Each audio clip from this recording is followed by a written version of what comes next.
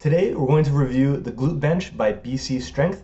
We're going to show you the small and the large bench, and we're going to go through a few basic exercises that you can do on both. We're also going to compare the small and the large so you can see the differences between the two. That way, you can decide which one is best for you. Just for you guys to see a comparison,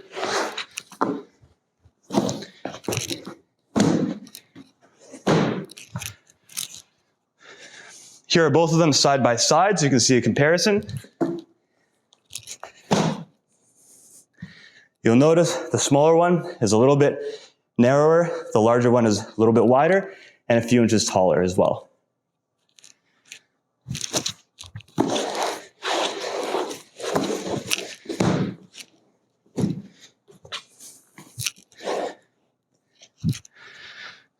Same goes this way. This is probably about a foot or almost a foot longer. Now we're going to go over the small glute bench. The reason why you'd want to go for the small one over the bigger one is A, if you're around 5'6" or under in height, then the website recommends that this is the better size for you. Especially if you're going to be doing something like hip thrusts or bench press, you don't want to have your legs so high up. You want your hips pretty much level. The other reason why you might want to use the small glute bench over the large one is if you're pressed for space in your house and if you're doing home workouts. Both benches are really lightweight compared to a regular workout bench. But having said that, the smaller one is a few pounds lighter, and that's just going to make it easier to move around, whether you want to take it with you somewhere, maybe do an outdoor workout, or if you just want to tuck it away somewhere in your house. So we're going to go over the same 4 exercises here. And you'll see that even I can still do most of the exercises with this size bench. Just the only difference is that I might be a little different in the range of motion and I might not get all the support that I want. First off, we'll start with a hip thrust. Now you can see here, I'm anchoring my mid upper back right around the shoulder blades on the bench here. I'm able to get my hips all the way down, butt touching the ground. Now, with the dumbbell, it is pretty uncomfortable here because I'm so flexed and squished together, but that's just at the very bottom. Again, you usually want about vertical shins when you're at the top. So that's something like that. And I can still get my full range of motion in.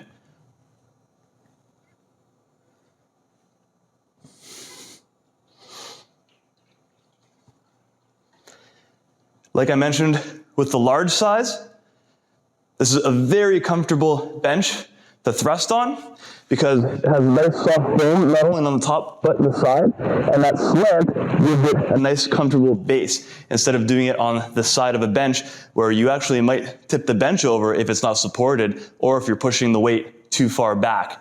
With a hip thrust, you do want the weight to be as vertical as possible and not pushing backwards on it.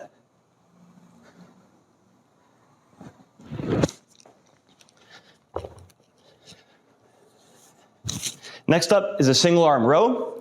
So we can do that in a couple positions. I can really bend over here. It's a little bit of a stretch, so the large is better for me, but I can still get into the position here. And you want to row up and back. Coming straight up uses a lot more traps. Most people want to work more on their lats. Most people are trap dominant, so it's more beneficial to work on your lats. You can do it like that. You can also turn it sideways. You get the knee in here too. Now this is a bit of a close one for me. The length of the large one is definitely going to be better for myself, but I can still get into that position. I just got to kick my other leg pretty far back, and you can see that my hand is reaching over like this.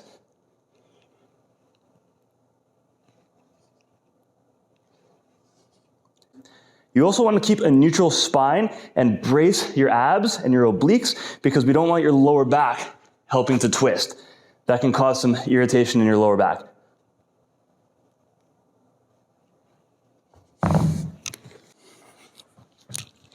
Next up is bench press. So like I said, with the large bench, I'm not going to be able to be fully supported here. I'm not gonna be able to get my head, my upper back, and my glutes on the bench, but that's totally fine. It's just gonna be a slightly different exercise with a bit less stability. That means that I'll usually not be able to press as heavy, but that's okay. This bench isn't meant for super heavy bench pressing. If you're gonna be doing that, you'll likely be using a much more stable, harder bench with a wider top as well, so your shoulders can also be supported. But for a lighter bench, it's fine. You'll notice, actually, let me get into position, that I won't be able to have my glutes on the bench. My head is right at the end here. My back is on, and my glutes, my hips are just off, but that's totally fine. I'm just gonna squeeze the glutes up, again, making sure that your lower back is not the thing that's holding you up, because again, that can cause irritation, especially if you've had a previous lower back injury. You can curl the weights up here, and then kick them up to you. Get into position. So you have to work a little harder in terms of stability and focusing on the glutes and the abs and keeping your chest up and then pressing. So it changes the exercise. I can feel my abs work harder. I can feel my abs work harder. That again will likely take away a little bit of the max weight that I could push if I had my butt down, but that's okay. I'm still able to work this muscle. I'm still able to work this muscle group and get a good workout in.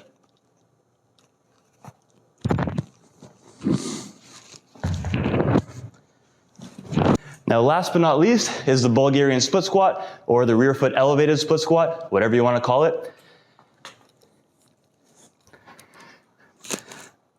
I can do this with both the large and the small. It'll just be different foot height, but you'll notice that with both, I still get the full range of motion. I can still get my knee touching the ground.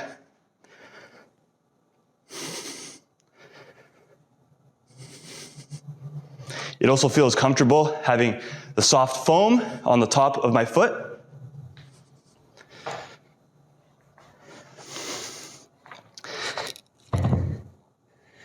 And that's it for the small one. Using the large glute bench, I can actually fully support my torso.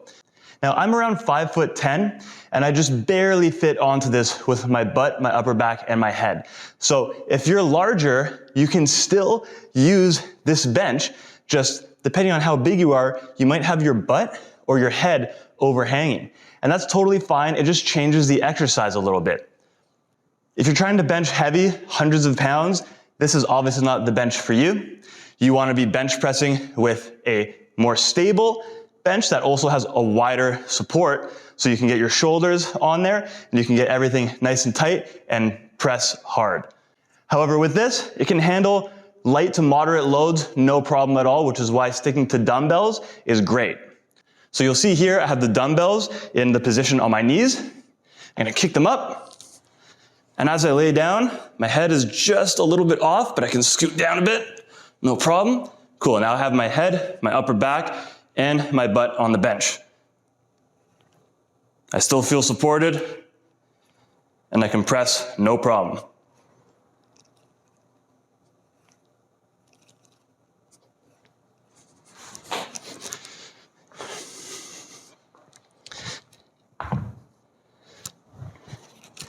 Next up is a single arm bent over row.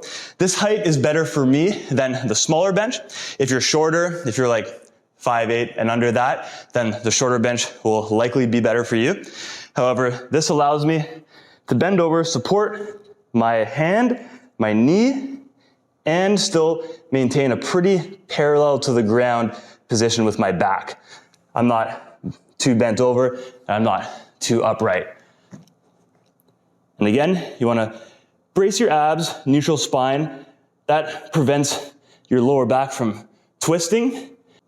That does two things wrong. One, it puts extra stress on your spine that could lead to injury. And two, it means that you're working your lower back. Meanwhile, we want to work your mid-back, your lats, your rhomboids, that type of stuff. And you just want to row back, up and back.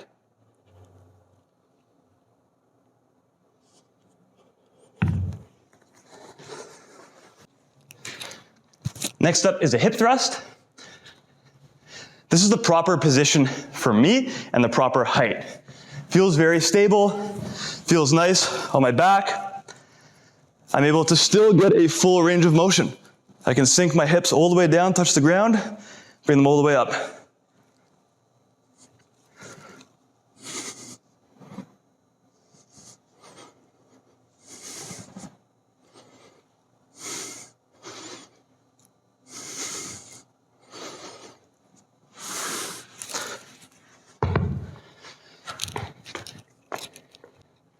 And last but not least is the Bulgarian split squat, or rear foot elevated split squat, whatever you want to call it.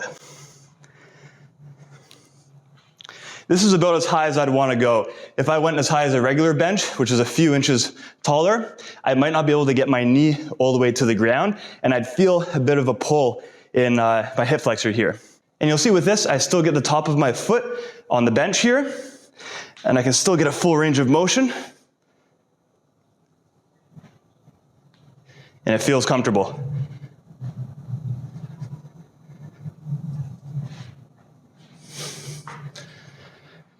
Now on the website, you'll see that they sell individually, just a smaller one, just a bigger one, or you can bundle them in a package for slightly cheaper. And that's what we got here. We wanted to try it out. We haven't seen too many people with it. We like the idea.